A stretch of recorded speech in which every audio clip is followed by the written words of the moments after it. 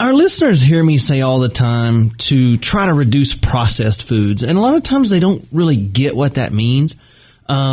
So today I wanted to discuss what that even means, because people have heard for years me say, reduce processed foods, but I realized after discussing it with patients, they don't even sort of grasp the concept of what I mean by that. Really? So today I wanted to explain that a little bit and give a very simple example of what I mean whenever I say processed foods. So I found an article on FoodBabe, and I wanted to share it with all of you so that you kind of realize what I mean and what that is. And so what we're going to do today is we're going to take a very simple package of Fig Newtons, and we're going to break it down into each individual item, because most people think that's a pretty healthy alternative.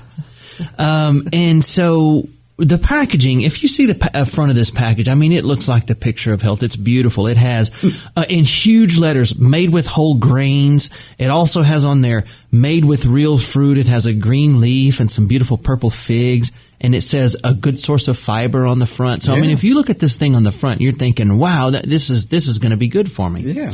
And they've gone to every conceivable measure to convey that this is a super healthy food to choose. So we're going to break down the details of the ingredients, and we're going to go one by one and go through the meaning of each one of them so people sort of get what I mean. And so when I say to avoid processed foods, people will have a little bit better understanding of why I harp on this all the time. And just keep in mind whenever we're going through these, what the front of the package looks like. It exudes health on the front. So let's break it down real quickly. I'm going to run through the ingredients, and then we're going to break them down one at a time. The ingredients are whole grain wheat flour, figs, sugar, corn syrup, high fructose corn syrup, soybean oil, soluble corn fiber, partially hydrogenated cottonseed oil, oat fiber, salt, resistant corn maltodextrin, baking soda, soy lecithin, sodium benzoate, sulfur dioxide, natural and artificial flavors, and vanillin. So let's break them down. The first one is whole grain wheat flour.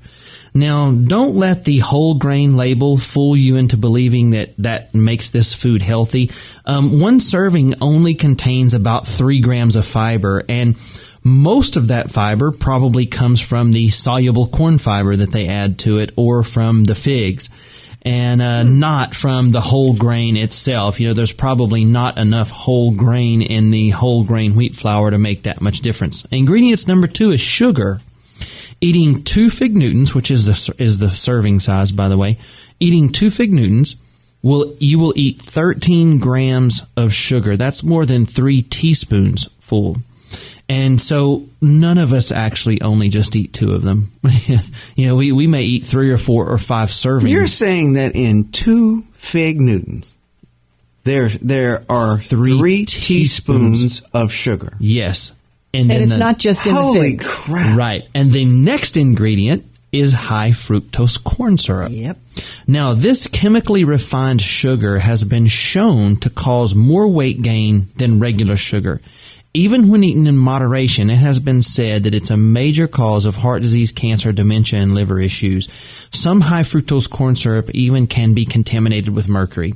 So that's the next ingredient. Now, following that up with soybean oil. This is a very cheap oil, and it's very high in omega-6 fatty acids, which are the inflammation causers of the body. You know, the omega-3s are the good fish oil type inflammation reducers. The omega-6s are the unhealthy inflammation-causing fatty acids that are in red meat and, you know, other things that people have always heard of. And so inflammation, like we've been discussing, is the precursor to almost all chronic diseases, from cancer to heart disease to many, many others. And so soybean oil is a cheap oil that is very high in omega-6 fatty acids. And so it's not the good oil to put in there. Now, what I would like to do, I have a very surprising ingredients next, and I think that people are going to be really blown away to hear the details on this one. So what we'll do is we'll cut to a quick break, and then I think that when you hear this next ingredient, partially hydrogenated cottonseed oil, I think that you guys are going to be real surprised to hear the details on this one. Who doesn't